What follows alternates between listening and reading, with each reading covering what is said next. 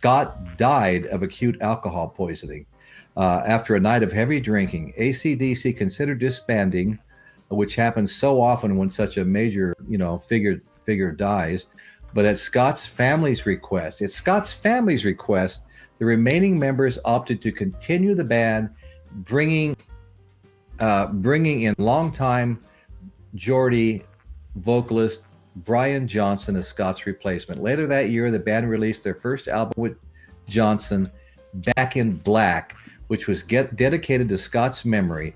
The album launched AC/DC to new heights of success. It became one of their best-selling albums of all time. Okay, so Michael, now you had some things you wanted to start out with right away. Yeah, I wanted to bring up, first of all, AC/DC, one of the best bands in rock and roll, no freaking doubt about it. Absolutely. Are they heavy metal? I would never call them heavy metal, not even close. Their twin guitar approach, often even in the mix, is one guitar to the left, one to the right. They might bring the solos to the center just because they're a band from mainly the 70s and on, right? Right. But what I wanted to bring up tonight, and we could also talk later on tonight whether this is another one of those bands that might consider retiring. I've seen a whole lot of people sharing them live. Brian doesn't seem, the ones I've seen, he makes Paul McCartney sound absolutely stellar, and I've had my criticisms of Paul lately. But here's the deal, Royce. It's the Bon Scott versus Brian coming in. And of course, Brian comes in, and what album did we get? What album? We got Back in Black. Back in Black, right. Okay, so here's the thing that a lot of people don't bring up when they just discuss the band in general. You said, Royce, that the band is predominantly and has been predominantly controlled by the Young brothers. The Young brothers, Angus correct. and Malcolm. And you're absolutely right. And here's a story and theory that a lot of people who are in the know about, but not a lot of general fans know about. And the fact that Bon Scott, when he died that night, he had called his girlfriend. Now, we'll get back to that in a minute. Her name is Silver Smith. Silver Smith, okay? Now, when he died, of course, the band claimed that he hadn't laid down any tracks. He hadn't written any lyrics for it. They were just putting it together while he was out partying and being hearty and all of that. And that when they hired Brian, then the lyrics were written accordingly from that point on. Even though critics have pointed out, gee, golly, because we all know Bon Scott wrote from the heart about people he knew, situations he knew about. Gee, it seemed like a whole lot. And then out came, people kept talking about this, Right.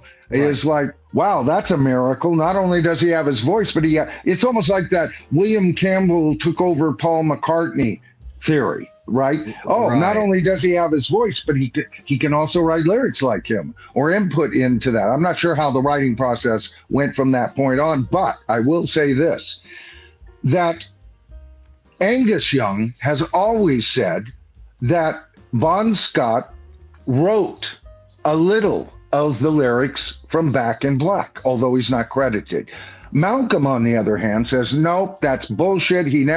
We worked on that, and he just never came in. We never got any ideas, so we had to work from scratch from that point. Okay. Now, Simon Wright, a later drummer with them, all right, said that he actually heard the recordings that Angus was talking about, and that he's heard and these recordings were when Bon Scott was playing drums on the demos for these songs. At least 4 of them we now know. Interesting. All right. So when Malcolm says Bon wasn't in the studio, that part of his story doesn't hold true to form. All right. So then on top of that, we want to get back to Bon Scott's girlfriend, because Bon Scott called her early in the evening the night he died. And here's what he told her, according to her. I want you to come on out here, babe. You know, I want you to celebrate with me. I just finished all the lyrics for our next album, and I just want to paint the town. Okay? So now and then on top of that, their manager, former manager, David Krim, also stated that the songwriting credits on Back in Black were, what did she say? He said, saying writing credits for the album were all wrong. So now we have their former manager saying that there was reason to believe Bon Scott wrote the lyrics for that. Bon Scott claiming that he did write all the lyrics for Back in the Black, according to Silversmith, his girlfriend. We have the manager backing up, one of the controlling brothers backing up, a former member and drummer saying he's heard it, all of this stuff. And all of this stuff is available or most of these recordings that I've been talking about, Royce, are available in a wonderful box set. But before we get to that, because I'm not going to handle that tonight, Chris is going to handle that. Correct. But I'd like to ask the Peanut Gallery tonight. I really want to hear from everybody out there what they think about this. Have they heard about this story? You know, Royce, when you emailed me and told me that we were going to be covering this tonight, 2 weeks ago, I backed into this story and had been planning to do a video on it. And I went, wow, what a fortuitous thing, because I had already done all this research. All I had to do was go grab the material. I thought I had saved the video that I had got some of this material on.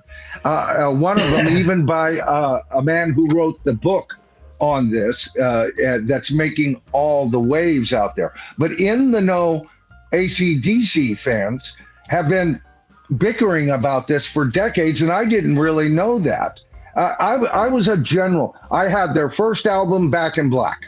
You know, and I loved every song I heard on the radio. I just never quite got around to, you know, it was, see, there's two bands or two artists that I'll put up with, you know, a lot of stage show shenanigans and weird dress. That's Alice Cooper and David Bowie.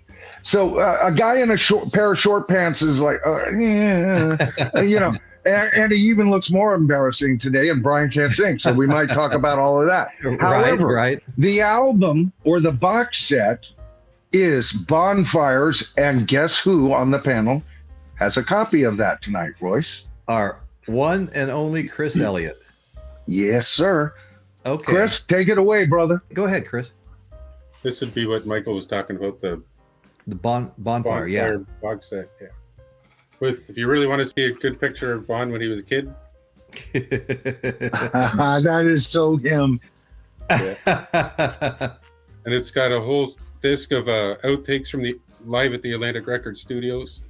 And then it's got a compilation disc of some outtakes and some of the band's favorite Bon Scott songs. Here's the key to remember about that album, Royce, is that the album clearly indicates, and here's the whole theory, everybody knows that Bon Scott carried around with him, tied to his ass, practically, a notebook that he wrote lyrics on. Now, when you listen to Bonfires, you hear that, you listen to all the different outtakes and things like that, and you realize they're using this set of lyrics for that song, but it didn't work. So they grabbed them and yanked them over to this song. All right. And that Bon was known to write, God, hourly, always. He'd hear a phrase. He'd write the phrase down and everything. It was like they're saying he was so out of it that he quit breathing because he wrote in that notebook of his like he breathed, folks. Wow. And like he drank. Good point, and like Chris. He drank, yeah. Yeah. Wow. He was a drinker. That's what got him. Yeah. There's no doubt about it. But I think there is a damn good reason to think Bon Scott wrote even all of the lyrics from Back in Black, which, if that's true, holy shades of macaroni. I don't see why they don't say that. I don't see why they don't bring that up. Yeah, you know, I don't know either. you know, but and it seems to be split between the two brothers as far as how the agreement went, and with the exception of Simon, their later drummer saying he actually heard these tapes that Angus showed them to him. All other band members keep quiet because, you know, they're hire-ons for the most part.